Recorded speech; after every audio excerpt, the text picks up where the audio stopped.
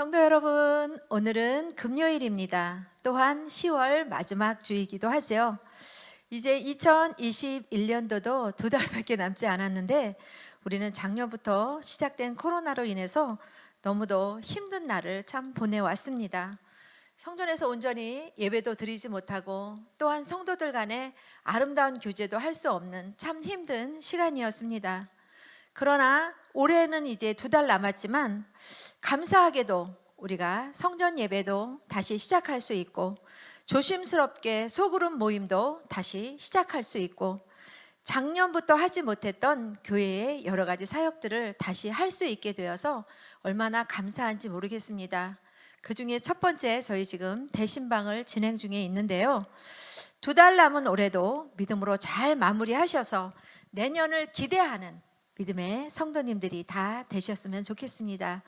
오늘 우리가 함께 나눌 말씀은 빌립보서 3장 10절에서 16절 말씀으로, 저는 오늘 말씀의 제목을 달려가는 신앙이라고 정해 보았습니다. 4년마다 세계인의 축제로 올림픽 경기가 열리고 있는 것 다 아시죠?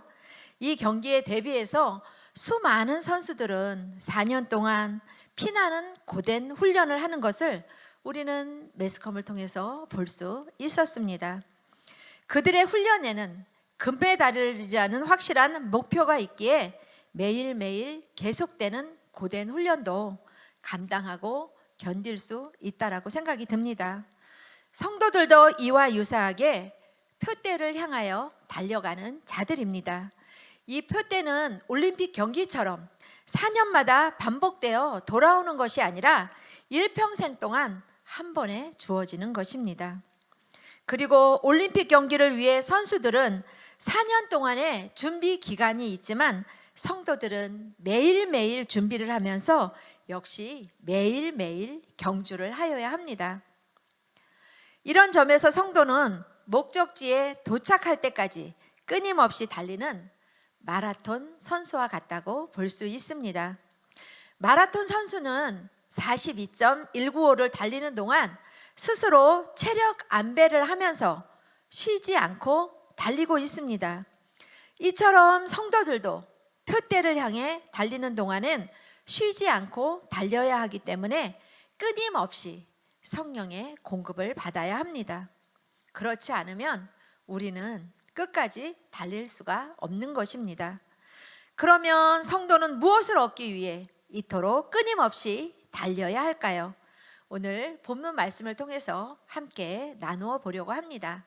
첫째, 예수께 잡힌 바 된 것을 잡으려고 달려갑니다.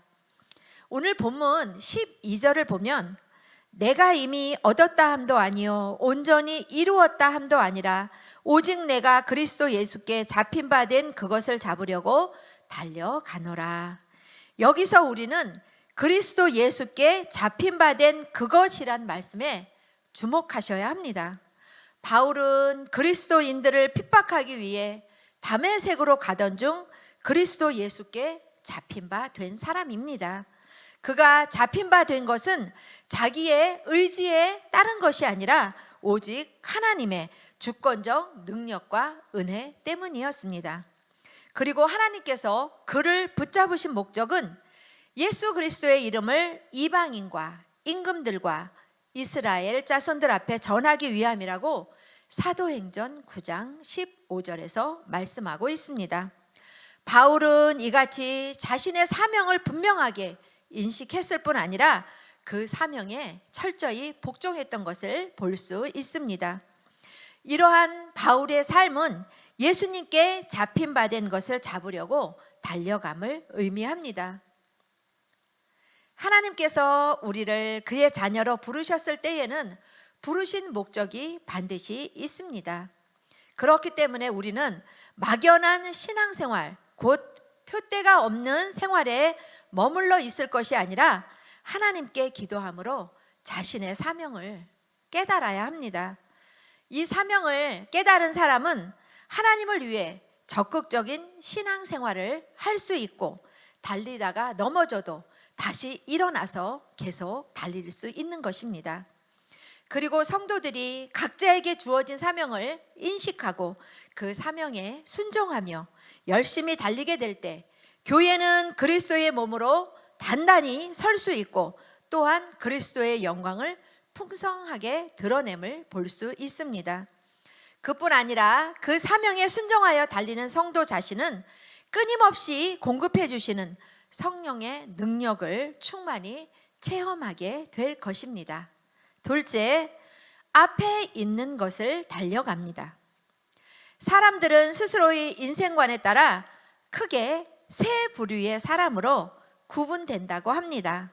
우리 성도님들도 들으시면서 본인은 어디에 속한 부류인지 한번 생각해 보시기 바랍니다. 첫 번째 부류는 과거 지향형이라고 합니다. 화려했던 것 또한 지난날에 당했던 원통한 일이나 패배 등에 집착하는 사람입니다. 이런 사람은 미래에 대한 비전이 없을 뿐 아니라 현재의 삶에도 만족하지 못한다고 합니다. 그래서 끊임없이 몰아닥치는 세파를 헤쳐나갈 능력이 없는 사람이라고 합니다. 두 번째 부류의 사람은 현재 지향적인 사람이라고 합니다. 미래에 대한 뚜렷한 목표는 없으나 하루하루 할 일을 최선을 다해서 살아가는 사람이라고 합니다. 이런 사람들은 과거 지향적인 사람보다 세상 일에 적극성을 보이기는 하지만 큰 만족이나 의미를 찾지 못하고 살아간다고 합니다. 그래서 이 부류의 사람은 현재가 만족하면 다른 것에는 전혀 관심을 두지 않는 사람이라고 합니다. 마지막으로 세 번째 부류의 사람은 미래지향적인 사람이라고 합니다. 미래에 대한 분명한 목표가 있으며 그 목표를 성취하기 위해 지나가 버린 것에 뒤를 돌아보지 않고 앞을 향해 열심히 달려가는 사람이라고 합니다. 그래서 이런 사람은 매사에 적극성을 나타낸다고 합니다. 우리 성도들은 바로 미래지향적인 사람이 마땅합니다.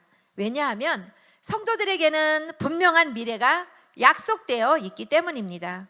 우리가 신앙생활의 소극적이라면 그것은 아직 우리 자신이 미래에 대한 것을 잡으려는 의지가 없이 현실에 만족하며 살거나 과거에 집착해 있음을 의미한다고 합니다. 따라서 우리는 바울과 같이 앞에 있는 것에 대한 확신을 얻도록 기도해야 할 것입니다. 셋째, 부름의 상을 잡으려고 달려갑니다. 14절 말씀을 보면 표대를 향하여 그리스도 예수 안에서 하나님이 위에서 부르신 부름의 상을 위하여 달려가노라. 이 말씀에서 바울은 부름의 상이 구체적으로 무엇인지는 언급하지 않고 있습니다. 그러나 오늘 본문 11, 12절 말씀을 자세히 볼 때 부름의 상이란 부활할 때에 그리스도와의 완전한 연합을 의미한다고 볼 수 있습니다.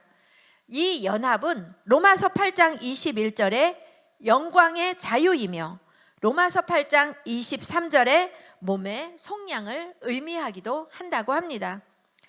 우리는 이 땅에서 그리스도를 믿음으로 그리스도와의 관계를 연합의 관계로 들어간 사람입니다.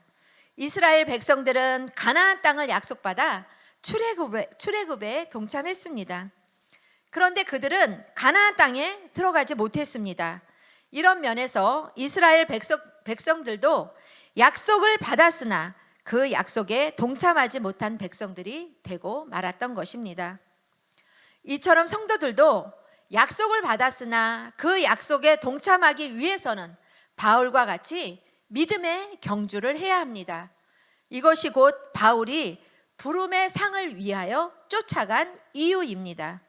그러므로 성도들도 믿음의 경주를 하지 않고 미지근한 상태에 머물면 라오디게아 교회를 향한 주님의 경고대로 토해냄을 당할 수 있음을 기억하셔야 합니다.